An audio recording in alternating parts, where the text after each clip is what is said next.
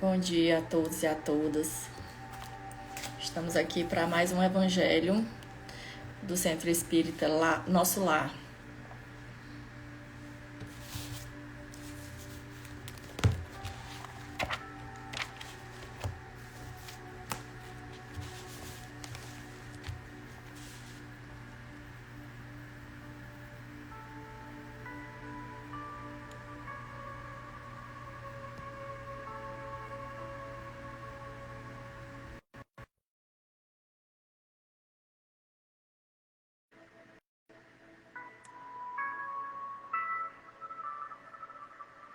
Bom dia, Meire. Bom dia, Igor.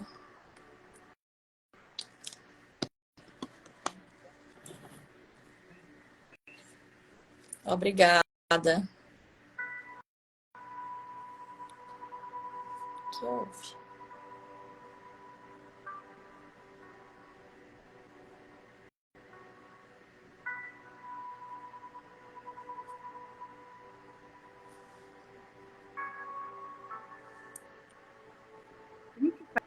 Faz para virar aqui. Bom dia.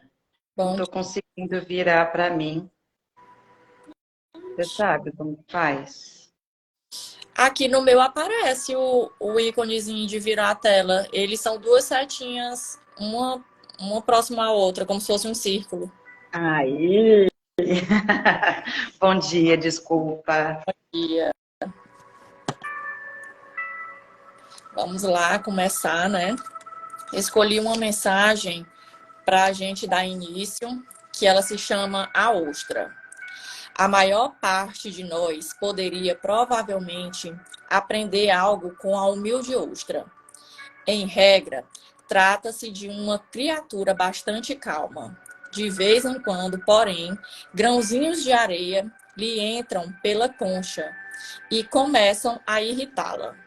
Naturalmente, a ostra procura livrar-se deles. Todavia, quando não é capaz disso, pronto? Todavia, quando não é capaz de, ela simplesmente se acalma e produz uma das mais inestimáveis e mais lindas gemas do mundo. Transforma a sua irritação numa pérola. E nos é importante não só aceitar e subjugar nossas irritações e vicissitudes, mas devemos, se possível, aprender a servir-nos delas em nosso benefício. Em contrariedade, pode ser encarada como uma reversão ou como o início de uma experiência nova. Um famoso cientista teve a atitude certa quando, após o 50º milésimo malogro de uma série de experiências, um auxiliar desanimado lhe disse: Doutor, depois de 50.000 experiências, ainda não conseguimos resultados. Resultados? Respondeu. Temos ótimos resultados. Conhecemos agora 50.000 coisas que não darão certo. Emerson concordou com essa filosofia ao salientar que todo erro é uma oportunidade para aprender. Mensagenzinha linda, né? Então, a gente vai dar início às reflexões aqui. Eu separei algumas passagens que aí eu vou lendo e a gente vai comentando, tá certo? A primeira delas é falando sobre o primeiro parágrafo. Nós vamos hoje dar o entendimento às reflexões referentes às diferentes categorias de mundos habitados que está presente no capítulo 3 do Evangelho. No item 3, a gente começa.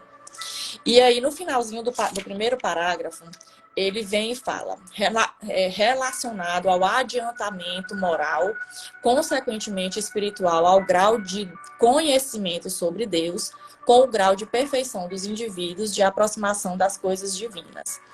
E aí, a gente pode perceber que a categoria dos mundos, nós, enquanto habitantes, vamos estar em mundos em que são condizentes com o nosso a nossa apropriação dos conhecimentos do que significa Deus, do que significa a espiritualidade, do que significa as coisas dos planos superiores.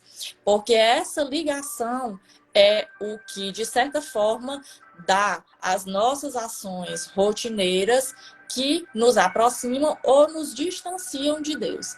Então, é muito nisso que ele fala, e essa passagem toda, ela vai comentando sobre isso, por conta dessa afinidade ou distanciamento que a gente tem e da nossa conexão com o mundo em que a gente está, de acordo com essa conexão com Deus, ou falta dela.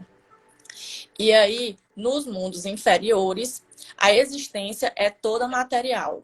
Reinam as soberanas paixões, enquanto que nos mais superiores já são mais condizentes, mais correlacionados com essa aproximação com a divindade, essa aproximação com as coisas divinas, com a nossa melhora, com os trabalhos internos que a gente realiza, para que a gente consiga cada vez mais estar mais próximos de Deus, né?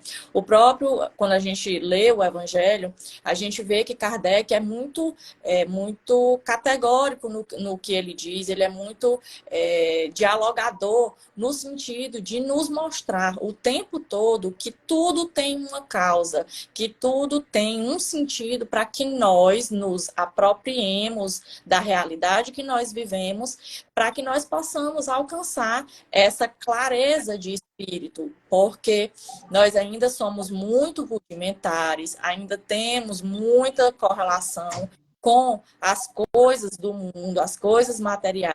E isso, ainda para nós, é uma dificuldade muito grande, porque se a gente se apega às coisas do mundo, a gente tem uma certa distância das coisas que são dos céus, porque Jesus nos disse: estou no mundo, mas não sou do mundo. Então, a gente tem que levar isso para a nossa vida, tem que levar esses conhecimentos para que a gente possa ter uma estadia aqui na Terra de forma mais significativa e mais de acordo com os ensinamentos que Jesus veio deixar aqui para a gente, né? Então, quando ele fala dos diferentes mundos, a gente pode entender, né, que são lugares e que, como lugares, a gente pode fazer uma associação disso com relação a, por exemplo, nós todos, é como se nós todos estivéssemos em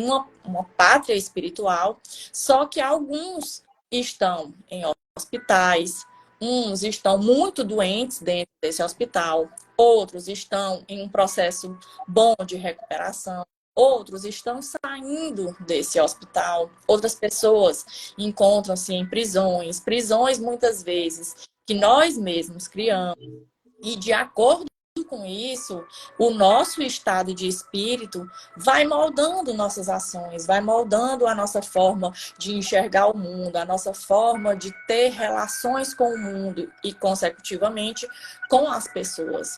Então, a gente entende que tudo é uma questão de consciência, uma questão da gente parar e pensar em como a gente está levando nossa vida, se esse é o real sentido realmente da vida, porque a gente tem uma noção distorcida do que significa a realidade de uma forma geral.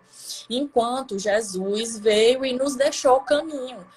Eu sou o caminho, a verdade e a vida, mas a gente ainda tem dificuldade de seguir esse caminho por conta da crosta, que ainda é um pouco endurecida, da nossa crosta, que ainda é muito ligada às coisas materiais.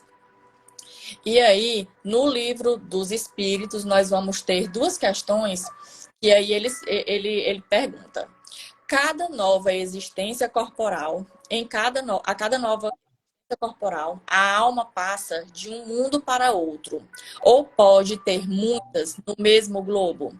E aí os espíritos respondem: pode viver muitas vezes no mesmo globo, se não se adiantou bastante para passar para um mundo superior. Então, nos é dada a oportunidade de nos melhorar, nos é dada condições de refazer as nossas existências, de tentar um caminho melhor para que a gente possa assim progredir. Muitos de nós ainda têm dificuldade em muitas coisas, né? Seja na vida pessoal, seja na relação de trabalho, seja na relação financeira. Nós ainda temos essas questões inacabadas.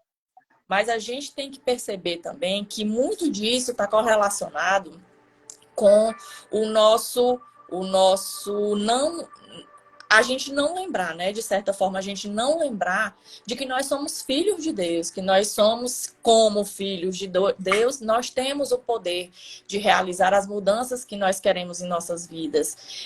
Só que muitas vezes essa mudança e esse poder ficam, de certa forma, encobertos, porque a gente não consegue enxergar por conta da nossa falta de clareza, por conta da nossa falta de conexão com Deus.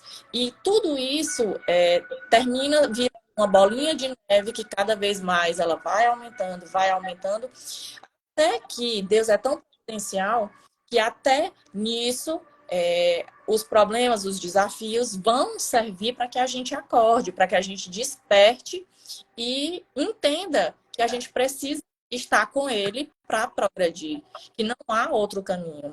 Então, é muito com relação a isso.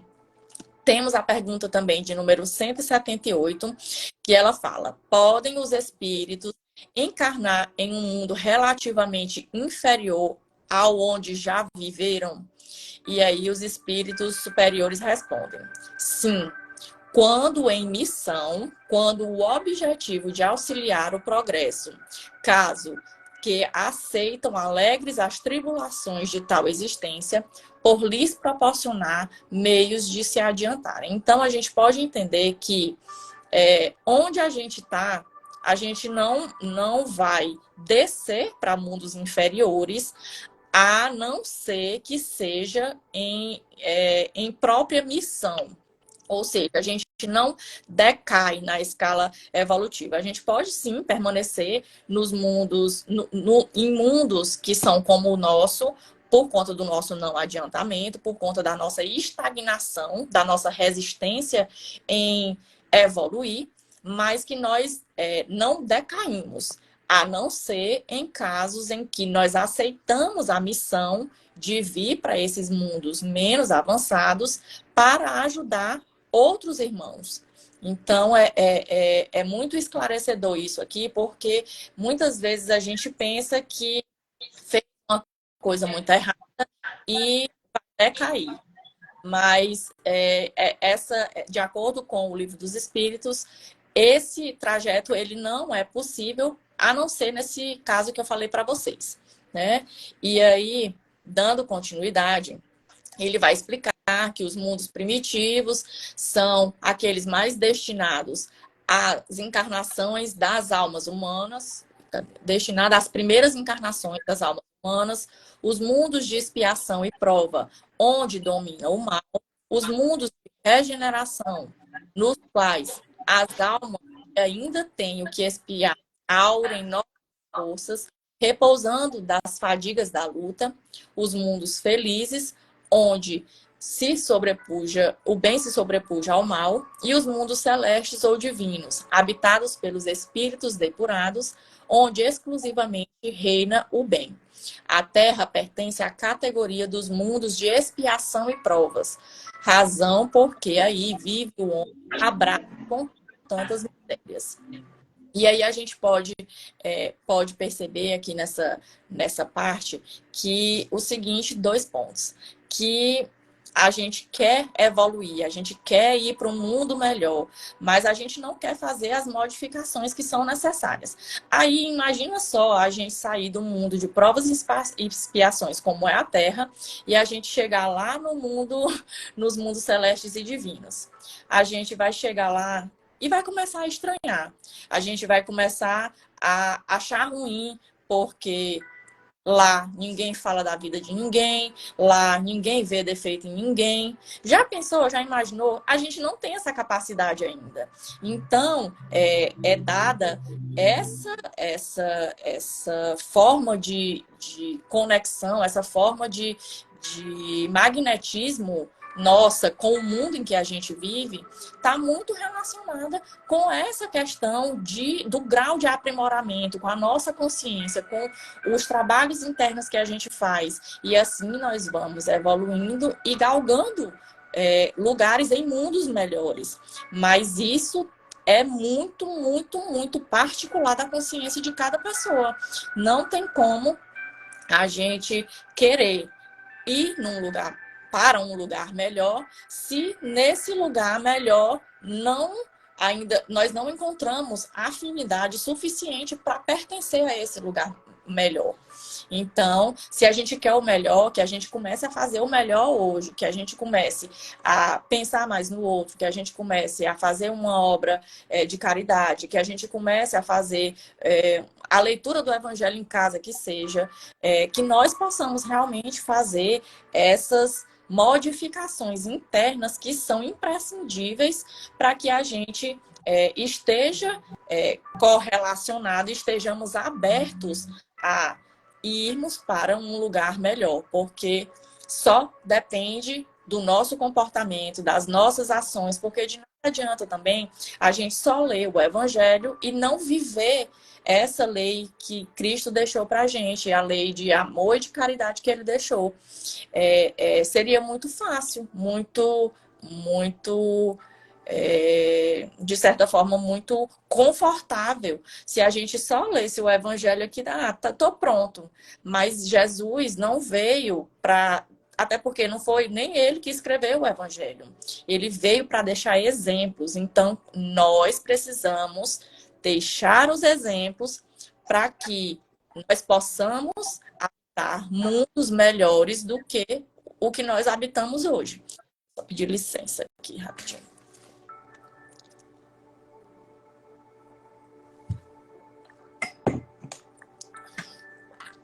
E aí, mais adiante, ele vem falando, né, que um mundo que eles alcançam o grau de adiantamento que esse mundo comporta, como eu falei para vocês, passando para outro mais adiantado, e assim por diante, até que cheguem aos estados de espíritos puros. Como eu falei, é uma gradação.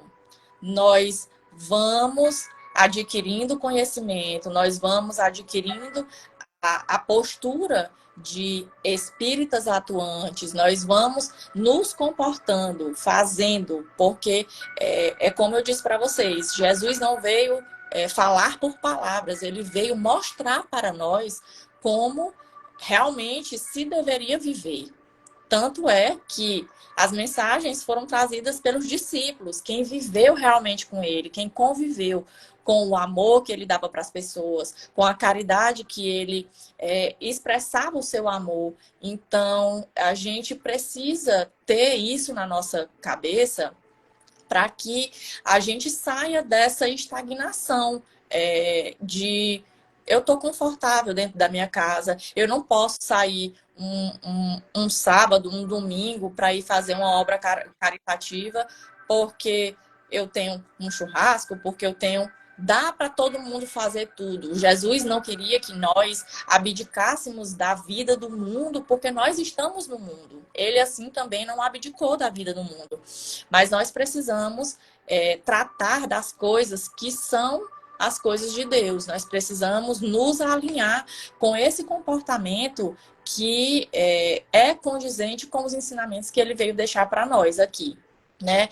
E aí a gente pode ver que Kardec é muito didático nessa linha de raciocínio que ele tem, quando ele começa a falar primeiro dos estados da alma na erraticidade. Depois ele vem falando do grau de adiantamento, né, do grau de adiantamento inferior da consciência individual. Depois ele fala da questão da consciência coletiva. E aí, com o final, ele já fecha com as categorias do mundo e no finzinho ele fala da destinação da Terra. Que tudo isso a gente vê que tem um propósito final. Primeiro, nós estamos na cegueira, né? Que se a gente puder assim dizer. A gente está na cegueira espiritual, moral, e a gente não consegue enxergar ainda. Mas adiante a gente vem para um novo grau de consciência, que é quando a gente desperta, e aí nós conseguimos fazer as modificações internas que nos são propostas. E aí, mas em seguida, a gente está num meio condizente, que é a coletividade, para que a gente possa ir expandindo essa nossa consciência juntamente com esse grupo. E aí nós vamos vir para mundos melhores e, consecutivamente, numa destinação da Terra para um mundo mais regenerado. Porque essa é a ordem, essa é a sistemática divina para o nosso mundo. É fazer com que nós nos transformemos para que nós deixemos um mundo melhor para as pessoas que vêm através de nós. Porque esse é o sentido. Já que nem todos optam, nem todos seguem o caminho que Jesus deixou, ele vem através de nós, os que procuram o entendimento, que procuram estar se melhorando, que procuram estar fazendo condizente os conhecimentos com as ações, porque de nada adianta os conhecimentos se a gente não pôr em prática. E aí a gente vai vendo essa transformação. A gente vai realmente vendo a regeneração do mundo, porque a gente pode perceber que as nossas amizades hoje são amizades diferentes de ontem. E assim a gente consegue ver uma melhora nossa, uma melhora do nosso ambiente, uma melhora da nossa coletividade, né? E eu acho que é isso que todo mundo está buscando aqui. E aí também eu vou fazer uma leitura aqui do livro que é Vivendo o Evangelho, volume 1, psicografado por Antônio Balduí Filho e ditado pelo espírito de André Luiz. Está no capítulo 3, que é a passagem 26, que é falada sobre a morada interior, em que ele cita: cada um constrói dentro de si a morada compatível com os próprios sentimentos. O ódio é o cárcere aflitivo, a mágoa, a cadeia íntima, o egoísmo é a choça solitária, a inveja, a caverna funesta, o orgulho, mansão decadente, a avareza, a tapera sombria, caridade, a vivenda alegre, a fé, a fortaleza invencível, a esperança, a construção sólida, humildade, a cabana serena, o perdão, recanto de paz, o amor, o edifício de bênçãos. Jesus disse que há muitas moradas na casa do Pai, mas deixou claro que cada um recebe de acordo com suas obras. É linda essa passagem, né, gente? Que a gente vê claramente que tudo que aquilo que a gente dá, a gente recebe. Que o universo ele não erra, que as leis divinas não erram, porque é tudo uma questão de eletromagnetismo. Se a gente dá amor, a gente vai receber amor. Se a gente é caridoso, a gente vai fazer com que a vida seja caridosa com a gente. Então é tudo uma questão de dar para. Se a gente pensar egoisticamente falando, a gente pode só amar egoisticamente, né? Vamos fazer essa associação, porque quanto mais a gente ama, mais amor a gente tem. E quanto mais a gente se alinha com sentimentos bons, com atitudes boas, mais a gente vai receber disso do universo e mais felizes nós vamos nos encontrar. O estado de felicidade, ele é decorrente da gente sair da nossa bolinha interna e fazer o que realmente é preciso, porque não basta muito, não precisa de muita coisa. É você dar um sorriso para uma pessoa que está precisando, é você pegar uma flor e dar para uma pessoa que está triste, é você Não sei, são inúmeras, infinitas formas possíveis e imagináveis de você tocar o coração de alguém e, de certa forma, fazer esse alguém feliz. Quem recebe a felicidade de volta, egoisticamente falando, somos nós. De uma forma mais categórica, né? Mas nós não vamos fazer isso egoisticamente. Porque nós sabemos que aquilo que a gente faz volta. E aqui nessa passagem do livro Vivendo o Evangelho foi muito claro, né? Que quando ele fala que a caridade é a vivenda alegre, a gente recebe hormônios de alegria quando a gente é caridoso, quando a gente se doa, quando a gente deixa de pensar só em si próprio, a gente recebe essa alegria da própria divindade. São os hormônios que brotam dentro da gente, justamente de uma forma mágica e celestial. É divino, porque é aí que a gente vê o segredo, que estão realmente as benesses de Deus para conosco. E se a gente for parar para pensar, é muito maravilhoso. E que a gente precisa rever os caminhos que a gente tem na nossa vida, que a gente precisa procurar estar aberto a trabalhar para Deus, porque o trabalho para Deus, ele nos aproxima cada vez mais dele, porque é como eu estou dizendo para vocês, desperto em nós os hormônios da felicidade, do amor, e isso nutre a alma da gente. Então, que nós possamos realmente fazer esse trabalho para Deus, viver Deus e trabalhar para Deus, porque esse é o sentido. O item 29 do mesmo livro, Vivendo o Evangelho, o volume 1, ele fala da morada terrestre. A terra está repleta de contradições. A guerra e os que anseiam pela paz, miséria e os que realizam o progresso, desespero e os que espalham a esperança, vingança e os que dispõem o perdão, egoísmo e os que semeiam a caridade, descrença e os que enaltecem a fé, discórdia e os que querem a harmonia, mentira e os que defendem a verdade, crime e os que chamam por retidão, orgulho e os que aprendem a humildade, preguiça e os que trabalham com afinco, ódio e os que cultivam o amor. A morada terrestre ainda é um cenário de muitos conflitos, mas está destinada a ser um mundo feliz, desde que você comece agora mesmo a buscar as lições do bem e a fazer alguma coisa em favor da felicidade dos outros.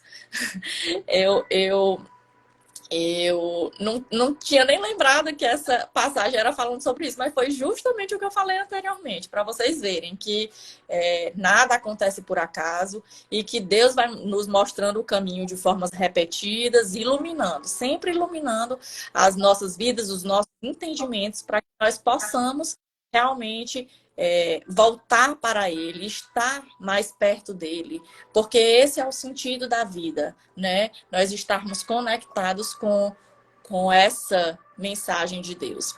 E aí eu vou fazer só uma última leitura aqui, porque o nosso tempo está terminando, que é falando no livro Caminho, Verdade e Vida, psicografada por Francisco Cândido Xavier, ditada pelo Espírito de Emmanuel. No capítulo 30, aí ele vai falar: o mal, portanto, não é essencialmente do mundo, mas das criaturas que o habitam. A terra em si sempre foi boa. De sua lama brotam os lírios de delicado aroma. Sua natureza maternal é repositório de milagrosos milagres que se repetem todos os dias. De nada vale partirmos do planeta quando nossos males não foram exterminados convenientemente. Em tais circunstâncias, assemelhamo-nos aos portadores humanos das chamadas moléstias incuráveis. Podemos trocar de residência, Todavia, a mudança é quase nada se as feridas nos acompanham. Faz-se preciso, pois, embelezar o mundo e aprimorá-lo, combatendo o mal que está em nós. Que lindo, né, gente? Todas essas mensagens, elas vão trazendo para a gente a mensagem que é única nesse contexto todo, que é que a gente precisa se melhorar, que a gente precisa olhar para dentro, que a gente precisa olhar para as nossas sombras, para aquilo que não é legal em nós. Porque quando a gente faz isso, a gente reconhece. E quando a gente reconhece, a gente pode mudar.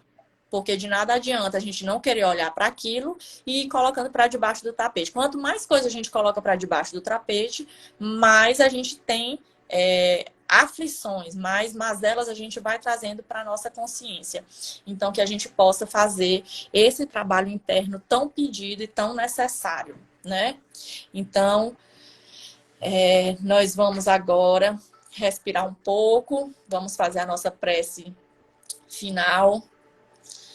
Vamos respirar longa e profundamente. Vamos soltar devagar. Mais uma vez. Soltando bem devagar esse ar, se conectando com a espiritualidade amiga, com o Mestre Jesus, com os nossos anjos da guarda, com os seres iluminados que protegem as nossas casas e as nossas famílias. E nós agradecemos, ó Pai, Deus de puro amor, benevolência.